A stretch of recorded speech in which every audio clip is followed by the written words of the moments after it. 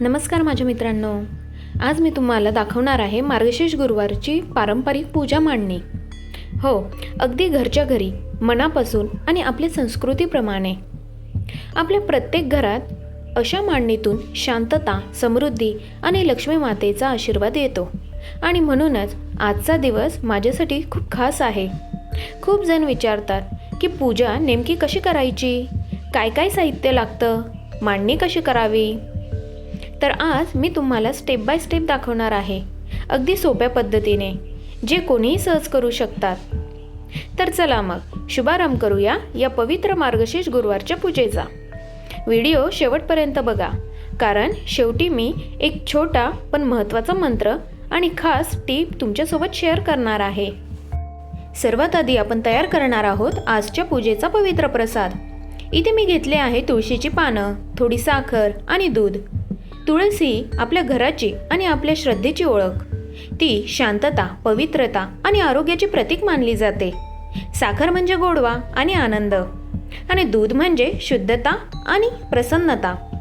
या तिन्ही गोष्टी एकत्र आल्यावर तयार होतो आई लक्ष्मीच्या कृपेचा पवित्र प्रसाद, ज्यामुळे घरात सुख, शांती आणि समृद्धी नांदते, अशी श्रद्धा आहे.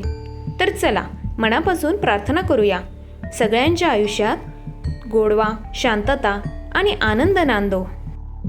आता आपण महालक्ष्मी मातेची पूजा मांडणी बघणार आहोत. सर्वात आधी ज्या ठिकाणी आपल्याला पूजा मांडायची आहे त्या ठिकाणी जागा स्वच्छ करून घ्या. सर्वात आधी ती जागा झाडूने झाडून घ्या. त्यानंतर एका स्वच्छ रुमालाने ती जागा पाणी टाकून पुसून घ्या. ज्या ठिकाणी आपण पूजा मांडणार आहोत त्या ठिकाणी थोडेसे तांदूळ टाकून घेऊया. त्यानंतर एक पाट घेऊया, त्या पाटाला स्वच्छ रुमालाने पुसून घेणार आहोत. पुसलेल्या पाटावर एक लाल रुमाल अंथरणार आहोत, ज्यावर आपल्याला पूजा मांडायची आहे. लाल रंग आपल्या भारतीय परंपरेमध्ये शक्ती, समृद्धी आणि शुभत्वाचे प्रतीक मानला जातो. म्हणूनच देवी देवतांची पूजा करताना किंवा मांडणी करताना लाल वस्त्र अंथरणे अत्यंत शुभ मानले जाते. मित्रांनो, जर तुमच्याकडे देवीची मूर्ती असेल तर मूर्तीवर जल अर्पण करावे, किंवा फोटो असेल तर व्हिडिओत दाखवल्याप्रमाणे फोटो स्वच्छ रुमालाने पुसून घ्यावे. मित्रांनो, कोणतीही पूजा करण्याआधी आपण सर्वात आधी विघ्नहर्ता श्री गणेशाची पूजा करतो. आणि आज मी गणपती बाप्पांसाठी ही सुंदर चांदीचे वस्तू वापरत आहे. इथे मी ठेवलं आहे एक पान, त्याच्यावर 1 रुपयाचं नाणं ठेवून, ज्याचा अर्थ संपन्नता आणि शुभारंभ असा असतो. सोबतच ठेवले आहे चांदीची सुपारी, काजू, बदाम, हळकुंड आणि इलायची.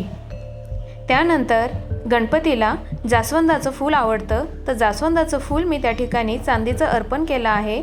आपला छोटासा मूषक त्या ठिकाणी मी ठेवलेला आहे. त्यानंतर मोदक आणि दुर्वा, जे बाप्पाला अतिशय प्रिय मानले जातात. खरंच ही सगळी मांडणी दिसायला किती सुंदर वाटते ना. आणि हे सगळं माझ्याकडे आधीपासून होतं, म्हणून मनापासून वाटलं की आज या पवित्र दिवशी गणपती बाप्पाला या प्रेमाने अर्पण करावं. तर चला सुरुवात करूया आजच्या पूजेची. श्री गणेशाय नमः म्हणत. आता आपण करणार आहोत कळस मांडणी, जे कोणत्याही पूजेचा सर्वात पवित्र आणि महत्त्वाचा भाग मानला जातो. सर्वात आधी मी खाली तांदूळ टाकले आहेत, कारण तांदूळ म्हणजे समृद्धी आणि स्थैर्याचं प्रतीक. त्यानंतर तांब्यामध्ये पाणी घेऊन त्यात हळद, कुंकू, तांदूळ आणि 1 रुपयाचं नाणं वाहिलं आहे, जे शुभारंभाचे प्रतीक मानले जाते. आणि आता यात आंब्याची 5 पाने ठेवत आहे. ही पानं आपल्यासाठी पवित्रता आणि सकारात्मक ऊर्जेचा प्रसार दर्शवतात. आणि त्यानंतर वरती ठेवला आहे नारळ, जो पूर्णत्व, शक्ती आणि मंगलकारक आशीर्वाद दर्शवतो. अशा प्रकारे कळस मांडला गेला आहे. आता मी याला हळद, कुंकू आणि अक्षता वाहते आणि मनापासून फूल अर्पण करते. देवीचा आशीर्वाद आपल्या सर्वांवर सदैव राहो. सुख, शांती आणि समृद्धी घराघरात नांदो. मित्रांनो, आपण सुरुवातीलाच देवीचा फोटो स्वच्छ रुमालाने पुसून घेतला होता. आता आपण त्याच्यावर हळदी, कुंकू आणि अक्षदा अर्पण करणार आहोत. त्यानंतर एक फूल अर्पण करणार आहोत. जर माळ असेल तर उत्तमच. आता देवीसमोर फळ अर्पण करत आहोत. फळ म्हणजे परिश्रमाचं आणि श्रमाचं परिणाम. आपण जे काही मेहनत करतो, प्रयत्न करतो, त्याचे गोड फळ मिळावे अशी भावना या फळातून व्यक्त होते. आता मी महालक्ष्मी महात्म्याच्या पुस्तकाला हळद, कुंकू आणि अक्षदा अर्पण करते आहे. हे पुस्तक फक्त शब्दांचा संग्रह नाही, तर आई महालक्ष्मीचे दिव्य ज्ञान, कृपा आणि आशीर्वाद आपल्या आयुष्यात आणणारी एक शक्ती आहे. हळद म्हणजे मंगलकारक ऊर्जा, कुंकू म्हणजे शक्ती आणि सौभाग्य, आणि अक्षदा म्हणजे पूर्णत्व, अखंडता आणि समृद्धीची कामना. या पवित्र ग्रंथावर फुलं वाहून मी मनोभावे प्रार्थना करते. आई महालक्ष्मीचे संरक्षण, आशीर्वाद आणि कृपा आपल्या सर्वांच्या आयुष्यात सदैव राहो. सुख, शांतता आणि समृद्धी प्रत्येकाच्या घरात नांदो. आपण आधी मनापासून तयार केलेला पवित्र प्रसाद देवीसमोर अर्पण करणार आहोत. आता मी दिवा लावून घेते. दिव्याचा प्रकाश म्हणजे ज्ञान, आशा आणि सकारात्मक ऊर्जा. हा प्रकाश आपल्या प्रत्येक मनात उजेड पसरवो, अंधार दूर हो आणि मार्ग उजळो. आता मी पूजा मांडणीसमोर रांगोळी काढत आहे. रांगोळी ही फक्त रंगाची सजावट नसते, तर आनंद, शुभत्व आणि सकारात्मक ऊर्जेचं स्वागत असतं. घरात देवीचं आगमन होत असताना आपण रंगांनी सुंदर स्वागत द्वार खुलं करत असतो. रंग म्हणजे आनंद आणि रांगोळी म्हणजे आनंदाचा मार्ग, ज्यातून देवी आपल्या घरात प्रवेश करते अशी श्रद्धा आहे. ही रांगोळी मी मनापासून सौंदर्य आणि शुभेच्छांनी भरून काढते आहे. आई लक्ष्मीचा आशीर्वाद आपल्या सर्वांच्या आयुष्यात उजाळा पसरव. तर मित्रांनो, आजची पूजा मांडणी पूर्ण झाली आहे. मनापासून केलेली ही पूजा प्रत्येक क्षण शांततेने, प्रेमाने आणि भक्तीने भरलेला होता.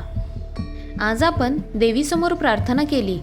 आनंद, समृद्धी आणि आशीर्वाद आपल्या प्रत्येकाच्या आयुष्यात सतत वाहत राहो. ही पूजा फक्त विधी नव्हती, एक सुंदर आध्यात्मिक अनुभव होता. मन एकदम शांत झालं आणि घरभर पॉझिटिव्ह एनर्जी आणि दिव्य प्रकाश पसरल्यासारखं वाटतंय. धन्यवाद मनापासून हा क्षण माझ्यासोबत अनुभवला म्हणून. जर तुम्हाला व्हिडिओ आवडला असेल तर लाईक, शेअर आणि कमेंट करायला विसरू नका. आणि अशाच सुंदर भक्तिभावाने भरलेल्या व्हिडिओंसाठी चॅनलला सबस्क्राईब नक्की करा. पुन्हा भेटू पुढच्या मार्गशीर्ष गुरुवारी. तोपर्यंत आई लक्ष्मीचा आशीर्वाद आपल्या सर्वांच्या घरी सदैव राहो. जय महालक्ष्मी माता.